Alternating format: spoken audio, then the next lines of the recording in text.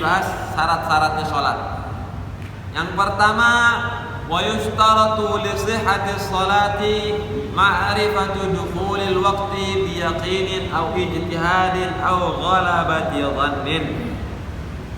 Wajib bagi seseorang yang ingin mengerjakan sholat, dia harus tahu sholat yang akan dia laksanakan itu sudah masuk waktunya. Ya, mau sholat zuhur tapi masih jam 11 siang, tidak bisa. Ya, harus masuk waktu. Mau sholat asar tapi masih jam setengah 3, ya tidak bisa. Ya, mau sholat maghrib jam setengah 6, tidak bisa karena belum masuk daripada waktunya. Begitu juga sholat-sholat yang sunnah. Dia mau sholat witir di siang hari, ya tidak bisa. Mau sholat duha di malam hari, ya tidak bisa. Dia harus mengetahui daripada waktu-waktu sholat yang ingin ia laksanakan. Ya, jadi seperti itu. Bagaimana cara mengetahuinya? Waktu sholat zuhur masuk dengan bayangan, ya, masih rudil kulli syai'in mitlah wa zada qalilan. Ya. Jadi matahari ini nanti dia di jam 12 siang, di waktu siangnya, ya. Nanti matahari itu berada di tengah-tengah. Ya, berada di tengah-tengah. Nanti tatkala seperti itu, maka masuknya waktu zuhur dengan sama bayangan itu. Ya, bayangan itu apa? Sama. Ya, sama bayangan.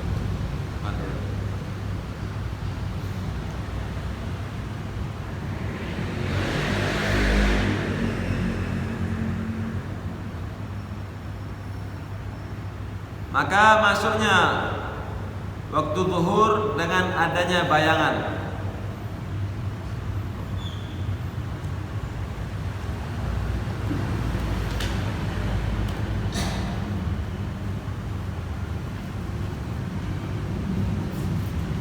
Dengan tergelincirnya matahari.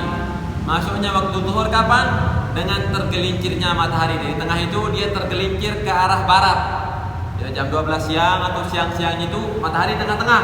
Maka mulai dia mengarah ke barat dengan kita mengetahui bayangan kita ke timur.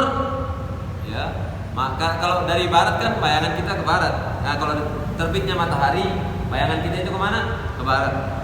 Ya. Nah, tatkala dia sudah mulai mengarah ke barat matahari ini, maka bayangan kita otomatis ke timur. Maka dengan segelincirnya matahari sudah masuk waktu zuhur. Ya, maksudnya waktu zuhur itu seperti itu. Ya. Zawalus syams, dengan tergelincirnya matahari. Keluar waktu zuhur dengan masiru dhillu kulli syai'in, dengan bayangan itu sama seperti barangnya. Misalnya punya pulpen, panjangnya 10 cm, bayangannya sama 10 cm, berarti sudah keluar waktu zuhur. Ya, itu keluarnya waktu zuhur.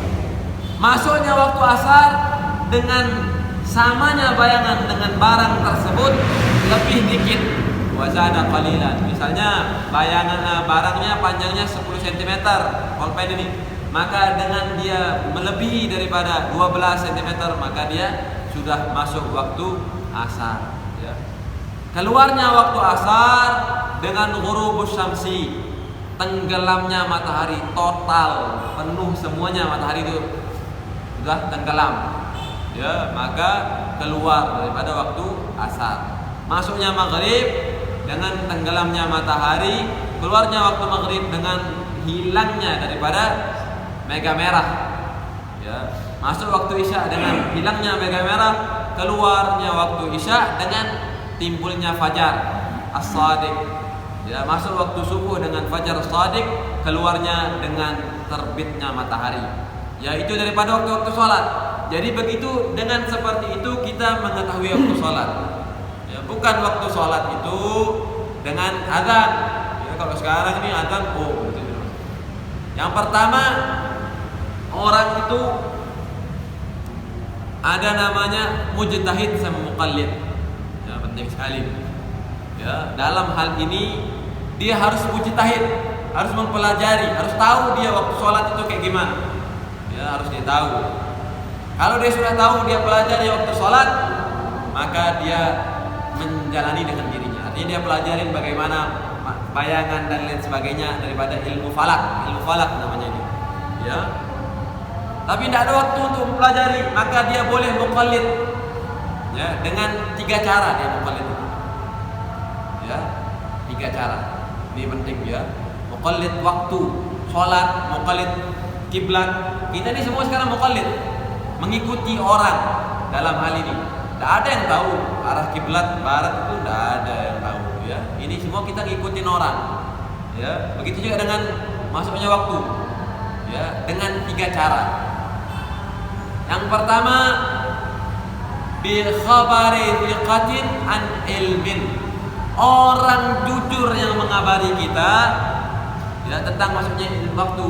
Orang yang jujur dan dia mengabarinya dengan landasan ilmu. Dia tahu, memang dia pelajari. Kayak sekarang ini Kementerian Agama. Ya, Kementerian Agama dia mengabarinya dengan ilmu, tidak sembarangan. Tidak boleh dia sembarangan. Jadi dia memiliki tanggung jawab. Kita juga jangan asal percaya. Ya, kita harus tanya dulu. Oh, ternyata dia mempelajari dengan ilmu. Yang kedua, kita boleh mengikuti muadzin, orang yang azan, taklid lah ya. Kalau dia arifin bi mawaqitus shalah. Ya, dia pertama thiqah, jujur si muadzin ini, dan kedua dia tahu waktu-waktu sholat. Waktu sholat dia tahu, baru boleh kita taklid. Ya, kalau orang yang hanya sekedar azan atau sembarangan azan, ya tidak bisa kita taklid. Ya, jadi seperti itu. Yang ketiga, dengan khibrah, pengalaman. Misalnya subuh itu ayam itu berkokok dia biasanya di waktu subuh, maka kita boleh mengikutinya. Ya. Atau biasanya saya ini menjahit 10 baju, sudah masuk waktu zuhur, maka dia boleh mengikuti seperti itu. Atau taklid dengan jam sekarang dengan waktu jam ini. Ya. Jadi dengan syarat seperti itu. Khibrah. Ya, ini 3 saja yang bisa ditaklid. Ya. Makanya bagi orang yang muadzin, hendaknya dia hati-hati. Ya, hati-hati. Waktu sholat dia perhatikan, karena orang mentaklidnya, kita juga yang mentaklid, yang mengikuti, lihat juga gitu. Ya, jadi seperti itu. Daripada waktu-waktu sholat, ya. Ya, ini 5 waktu daripada sholat. Dan yukrahu an-naum qablahu, dan dimakruhkan tidur itu sebelum waktu sholat isya. Sebelum sholat isya makruh kita tidur. Ya, tidak dianjurkan kita tidur. Dan yukrahul haditsu ba'daha, dimakruhkan juga berbicara yang sia-sia setelah sholat isya. Ngobrol, ya, ngobrol yang tidak berfaedah, yang tidak ada keuntungannya, makruh. Ya, setelah sholat isya ini dia daripada 5 waktu sholat, maka hendaknya kita mengamalkannya. Ya, jadi seperti itu. Kalau ingin mentaklid daripada waktu sholat dengan 3 kriteria tadi itu. Yang paling atas, orang yang pengalaman dan orang tahu ilmunya, ya, dan bisa dipercaya. Yang kedua, muadzin yang mengajari, yang memberitahu dengan adzan, dan dia juga arifin bi mawaqitus shalah, tahu waktu-waktu sholat. Yang ketiga, dia dengan khibrah, dengan pengalaman, ya, menjahit atau olahraga atau dan lain sebagainya. Wallah.